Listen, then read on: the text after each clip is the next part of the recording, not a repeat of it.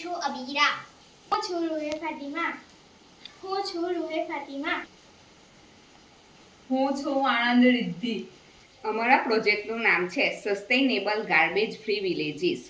અમારી આસપાસના વિસ્તારમાં જુદા જુદા ગામોમાં લોકો જુદી જુદી રહેણાંક જગ્યાએ કચરો ફેંકે છે, જેનાથી ખૂબ જ ગંદકી અને બીમારીઓ ફેલાય છે. હવા, જમીન અને પાણીનું પ્રદૂષણ પણ ફેલાય છે અને ગામમાં અસ્વચ્છતા ફેલાય છે.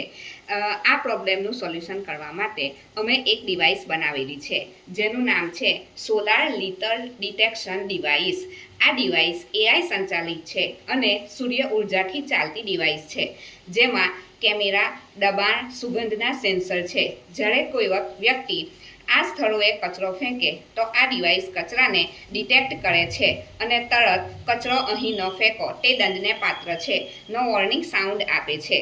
તે વ્યક્તિનો ફોટો કેપ્ચર કરીને જાહેર સ્થળો જેવા કે બજાર અને પાદર જેવી જગ્યાએ ડિજિટલ ડિસ્પ્લેયર ઉપર ડિસ્પ્લે કરે છે અને તે વ્યક્તિને સરકાર દ્વારા દંડ પણ આપી શકાય છે. આથી લોકોને પોતાના ગુનાનો અનુભવ થાય છે અને જ્યાં ત્યાં કચરો ફેંકતા અટકે છે. આ ડિવાઇસ દ્વારા લોકોની અંદર પોતાના પર્યાવરણની પ્રત્યે જાગૃતતા કેળવી શકાય છે. ઘરે ઘરે કચરાની ગાડીઓ આવે છે અને આ કચરો ગામની બહાર ઠેર ઠેર ઢગલા સ્વરૂપે ફેંકવામાં આવે છે, જેથી ગામની બહારનું વાતાવરણ પણ પ્રદૂષિત જોવા મળે છે.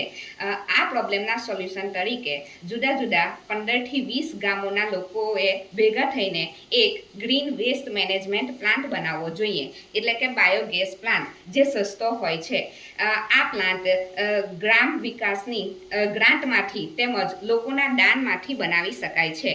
આ પ્લાન્ટમાં સરકારશ્રી દ્વારા ઘરે ઘરે બાયોપ્લાસ્ટિકની બેગ આપવામાં આવે છે, જેમાં લોકો કચરો ભેગો કરે છે. હવે કચરાની ગાડીઓ દ્વારા આ જુદા જુદા ગામોનો કચરો બાયોગેસ પ્લાન્ટમાં ભેગો કરવામાં આવે છે. બાયોગેસ પ્લાન્ટમાં એઆઈનો યુઝ કરીને એઆઈ ટ્રેશ ડિવાઈડર નામનું એક સાધન બનાવેલું છે. આ સાધન બાયોડિગ્રેડેબલ, રિસાયક્લેબલ અને નોન રિસાયક્લેબલ કચરાને અલગ કરે છે. હવે બાયોડિગ્રેડેબલ કચરાનો ઉપયોગ કરીને બાયોગેસ પ્લાન્ટ માટે કાચી સામગ્રી મેળવી શકાય છે. આ બાયોગેસ પ્લાન્ટના પ્રોડક્ટ તરીકે આપણે બાયોગેસ અને કુદરતી ખાતર મેળવી શકીએ છીએ.